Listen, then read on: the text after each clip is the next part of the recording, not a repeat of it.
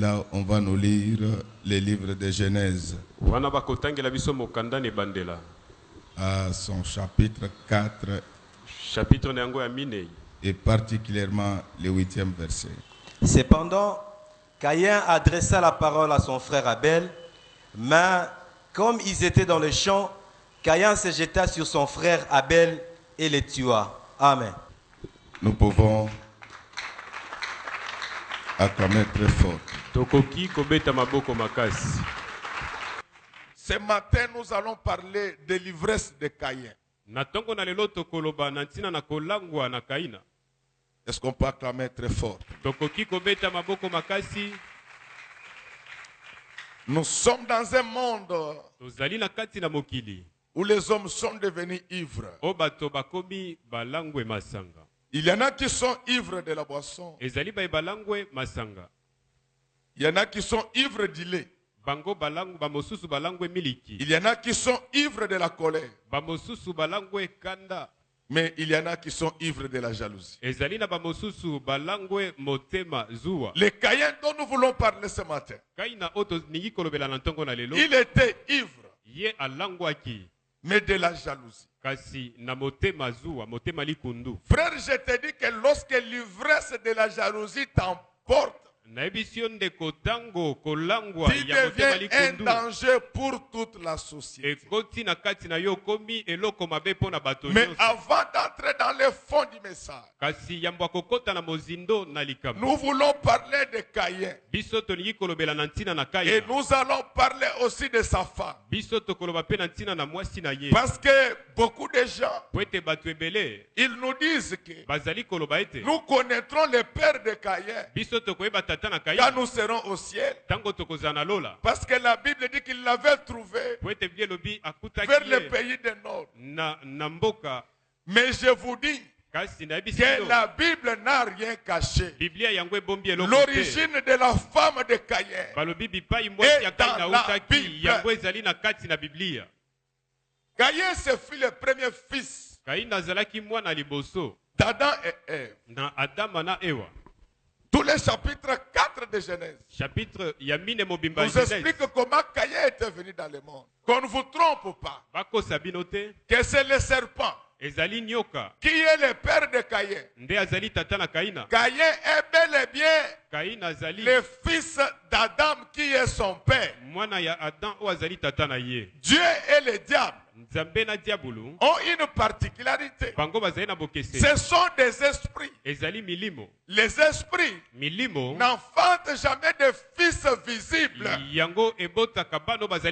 Ce qui est possible, c'est que le diable peut entrer dans l'eau. Mais il ne remplace pas le père biologique de cet homme-là. Lisez Genèse 4:1. On nous dit que Adam connut sa femme. Elle conçut. Alléluia. Amen. Enlevez de vos têtes que Caïn n'était pas l'enfant d'Adam. Il était bel et bien l'enfant d'Adam. Alors quand il a été conçu, on l'a enfanté comme tout autre enfant. Il était sorti de leur maternité. Et comme il n'y avait pas d'autres visiteurs, le père et la maman étaient contents de l'enfant qu'ils venaient d'avoir. Un peu comme Marie, qui retenait toutes les bonnes choses qu'on disait sur la personne de Jésus. Mais après ce premier enfant, ils ont eu encore un autre enfant qui lui s'appelait Abel. Alors quand ces enfants grandissent, parce qu'il y a les gens qui ne comprennent pas pourquoi nous disons que la femme à Caïn, c'était bel et bien l'une des filles d'Adam.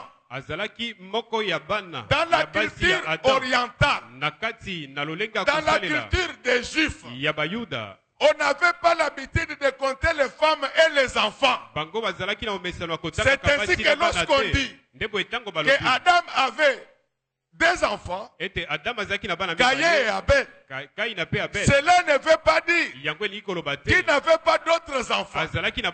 Il avait des enfants qui étaient des filles qu'on ne pouvait pas compter. Il pouvait avoir même des jeunes enfants qu'on ne comptait pas. Le jour où Jésus a fait le miracle, avec 5 pains, il avait nourri 5000 personnes. La Bible dit ceci, 5000 personnes sans les femmes et les enfants. C'est ainsi qu'on ne te trouble pas. La femme à Caïn, elle est bel et bien la fille d'Adam. Le problème c'est qu'à cette époque-là, on ne comptait pas les femmes. Mais avec Jésus, on compte tout le monde. Avec Jésus, on compte même les enfants. C'est pourquoi la Bible dit, laissez des enfants venir à moi, car le royaume du ciel est... Oh my God! Est-ce qu'il y a un enfant aujourd'hui? Est-ce qu'il y a un enfant au milieu de nous aujourd'hui? Est-ce que tous ces enfants-là viennent à Jésus? Car le royaume de Dieu est semblable à ceux qui sont comme enfants. Amen. Le royaume de Dieu, ce n'est pas pour les papes et les apôtres. Le royaume des cieux, ce n'est pas pour les pasteurs et les évangélistes. C'est pour les enfants.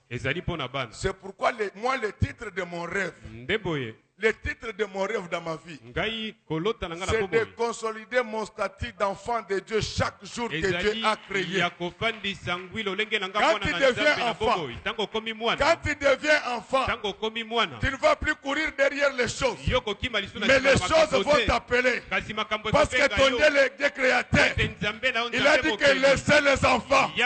À partir de ce matin, je demande aux sorciers et aux magiciens de laisser les enfants. Parce que Jésus a besoin d'eux. Que les marabouts laissent les enfants.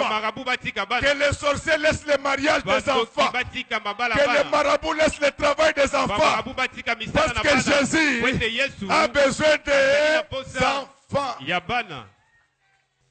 Mais pendant que nous parlons de l'ivresse de Caïn, nous cherchons à faire voir aux gens les dangers de la jalousie. La jalousie, ce n'est pas une bonne chose. La jalousie, c'est vraiment une mauvaise chose. Et nous allons faire la mise au point sémantique. Nous allons faire la mise au point sémiologique. Nous l'avons toujours dit que les mots sont polysémiques. C'est-à-dire que les mots peuvent avoir plusieurs significations. C'est ainsi que lorsque vous parlez de certains concepts, il faut les inscrire dans leur contexte. Alléluia. Amen. Un enfant de Dieu, un serviteur de Dieu, il doit apprendre à faire un morcelage conceptuel. C'est-à-dire replacer chaque concept dans son contexte. Caïn, son nom voulait dire possession. Mais au lieu d'être possédé par le Saint-Esprit, Caïn était possédé par la jalousie.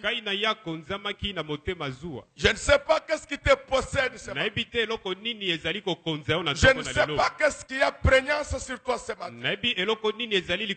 Faites attention. Dès que tu es possédé par la jalousie, tu finiras par tuer un jour. Il y a des ivresses de plusieurs natures.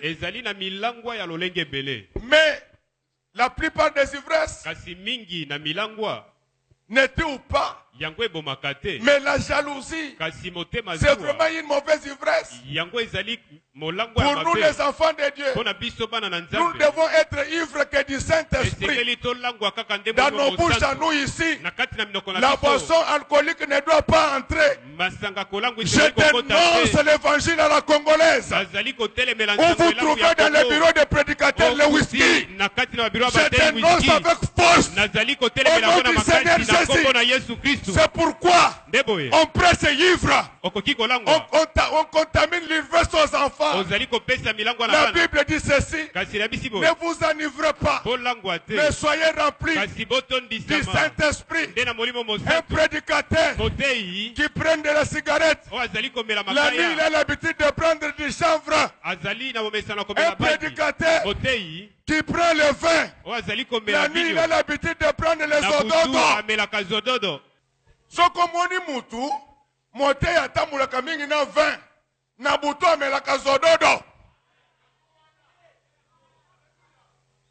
Papa, si dans ton enfance tu n'avais jamais entendu parler du vin,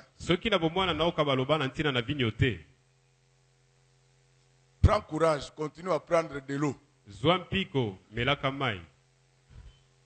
Il ne faut pas venir que pourquoi on avait dit à Timothée de prendre un peu de vin. À l'époque de Timothée, il n'y avait pas de phosphagène. Toi, je te demande de prendre du phosphagène. Et puis, tata ou asakana estomate. Pourquoi olingi komela masanga yo monteil? L'église se meurt à cause d'une barbarie spirituelle qui ne dit pas son nom. Tu n'as pas, même si tu es pape, je t'interdis de boire. Dieu dit il ne faut pas. C'est pourquoi l'église, au lieu de parler de Jésus, on ne parle que des démons. À l'église, nous voulons d'abord voir Jésus. Alors qu'est-ce qui se passe avec Caïn? Il grandit avec son frère. Chacun choisit son métier.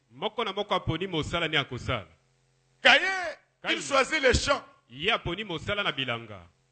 Mais Abel choisit le travail d'un élévateur. Alléluia. Amen. Chacun ses affaires prospéraient à sa manière. Et je voulais vous dire ceci. Tu peux tromper les gens, tu ne tromperas pas Dieu. Et Dieu rémunère chacun selon la bonté de son cœur, selon la façon dont il travaille pour lui. Il y a l'histoire des deux fermiers. Ils avaient tous l'habitude de partir à leur ferme chaque samedi. L'autre, quand il arrivait, il s'occupait des activités champestres. Il s'occupait de ses champs. Mais l'autre amenait des filles pour se détendre. Mais lors de la moisson, on constata que celui qui joue avec les filles n'avait pas de bons résultats. Mais celui qui surveillait, il avait un bon résultat. C'est pourquoi je voulais te dire ceci. S'il y a quelqu'un qui peut apprécier ta foi, qui peut apprécier la façon dont il sert Dieu, ce n'est pas moi, c'est Dieu. Amen. Nous avons aujourd'hui, à cause de Caïn, l'évangile dit Jean, chacun a ses faiblesses. C'est faux, archi faux. Le royaume des cieux est réservé aux violents. Ce n'est pas une affaire de faibles. Si tu avais raté ta jeunesse, console-toi avec les dons du Saint-Esprit. Mais Caïn, quand il travaille la terre, pour voir quelqu'un qui est ivre de la jalousie, il était même contre Dieu. La jalousie, c'est quoi? La jalousie, c'est l'amour inquiet. C'est-à-dire, Il y a une jalousie positive. Mais il y a aussi une jalousie négative. Ce matin, nous ne parlons pas de la jalousie positive de Dieu. Mais nous parlons de la jalousie négative. Il y a Dieu, lui. Il a une jalousie positive à notre égard. Il ne veut pas que nous puissions suivre notre Dieu. Parce que c'est lui notre Père. C'est lui le commencement et la fin. C'est lui notre A et notre Z. Il a raison. Parce qu'en dehors de lui, il n'y a pas un autre Dieu. Mais nous parlons de cette jalousie qui consiste à faire du mal aux autres. Alléluia. Amen. Caïn, les gens croient qu'il a commencé la jalousie seulement avec Abel. C'était d'abord contre Dieu. Quand il termine son chant, c'est lui qui a commencé à offrir. Il dit, ah, moi je travaille comme ça et après je vais donner à Dieu. Donc lui Dieu, il a déjà le jardin d'Éden. Et puis il avait chassé mes parents du jardin. En tout cas il n'aura pas grand chose. Alléluia. Amen. Alors il prend les miettes. Vous allez comprendre ce que j'ai dit. Qu'on nous lise 1 Jean 3,12. 1 Jean 3,12. Et n'est pas ressemblé à Caïn, qui était du malin et qui tua son frère. Et pourtant le tua-t-il parce que ses œuvres étaient mauvaises et que celles de son frère étaient acclamons justes. Très fort pour le roi de Dieu. Vous comprenez le problème?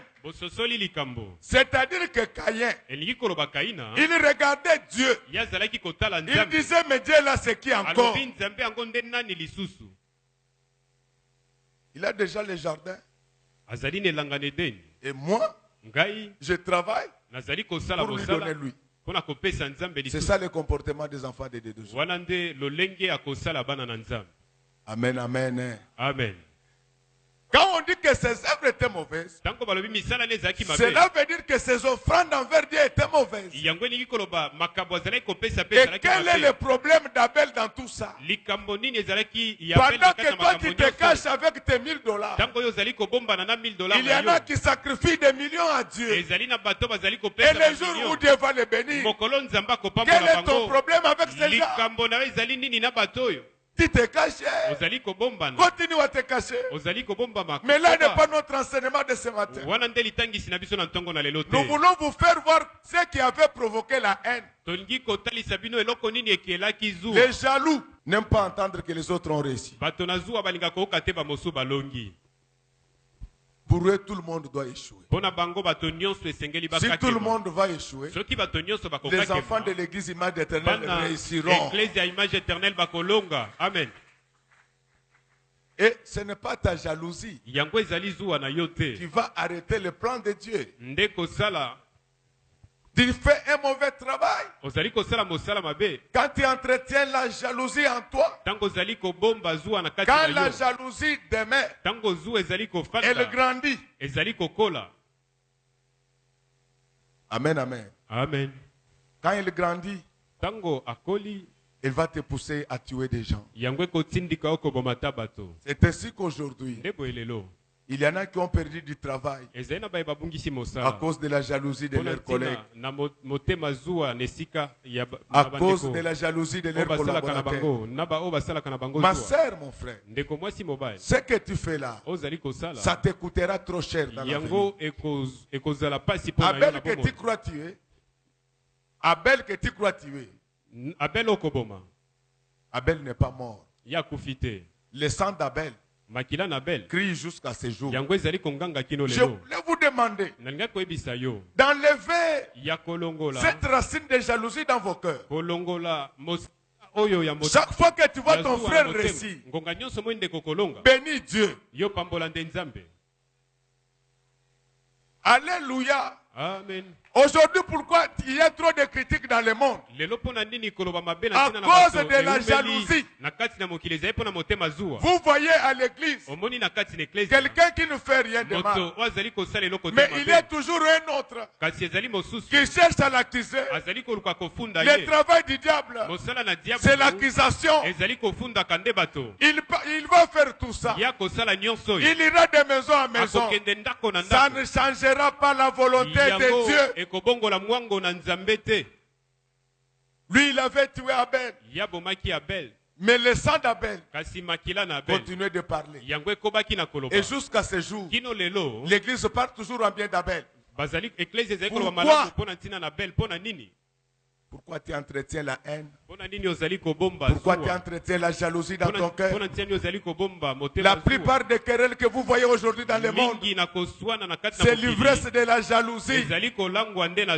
Et ce qui est bizarre, c'est qu'on retrouve ce genre de comportement même parmi certains prédicateurs. Non, il faut changer de métier. Si tu es prédicateur et que tu as encore de la haine en toi, je te conseille de changer de métier. Ne nous intimide pas par les barakakakakaka. Non. Ça n'a rien à voir. Ce qui intéresse Dieu, c'est l'état du cœur. La Bible dit, et ceux qui ont le cœur pur, car ils verront Dieu. Ne faut pas suivre. Je vous dis ceci. Un homme qui a de la haine, même si tu le vois ressusciter les morts, prends les morts là, les retourne-les dans le puits. Parce que s'il se réveille, le nombre de jaloux vont augmenter dans le monde. Un enfant de Dieu, un prédicateur de la parole, on ne le reconnaît pas seulement par la qualité de ses prédications, mais on le reconnaît plus par la qualité de son comportement. Et comme à Kinshasa, on aime le tralala. Je sais que la puissance de Dieu fait tomber les gens de foi, mais d'autres tombés font rire. Comment quelqu'un, quand il est catapulté par les démons, il ne connaît même pas là où va sa chemise. Et vous, maintenant, vous tombez comme ça.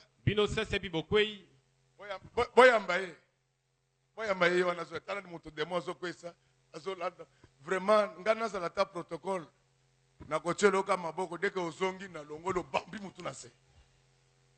Ozo kweya, o chanjaka te. Obongo makate, maladi pe silaka te. Kaka yo kweyaka. Kaka marsavko mutu ozo gagner na koteka ba savon. Depuis o kweya, mutu makasi na notika te. Mais deke bakomi na ndaku na mobali, mama oyo. Oya bandako sele les papas qui n'étaient pas partis à l'église, les saluent quand même comme le revient de l'église. Bonjour maman. D'après toi, tu voulais que tu salues comment? Mais les tombées de cette maman nous a aidé en quoi? Moi je crois que le Saint-Esprit fait tomber les gens. Mais quand quelqu'un tombe sous la puissance du Saint-Esprit, il ne se relève pas le même. Le fou de Génézareth, le jour où il a rencontré la super puissance. Alléluia. Amen. La Bible dit, personne ne pouvait le maîtriser. On pouvait l'enchaîner avec des chaînes. Il le brisait. Mais ce jour-là, il avait rencontré un homme qui n'avait pas le cœur de Caïn. Alléluia. Amen. Quand il a rencontré le nouveau fils de notre Adam, l'aîné de l'Adam spirituel, lui n'avait pas la haine. Il avait un cœur plein d'amour. Le fou s'était renversé. Mais après, on a trouvé quand même le fou assis dans son bon sens.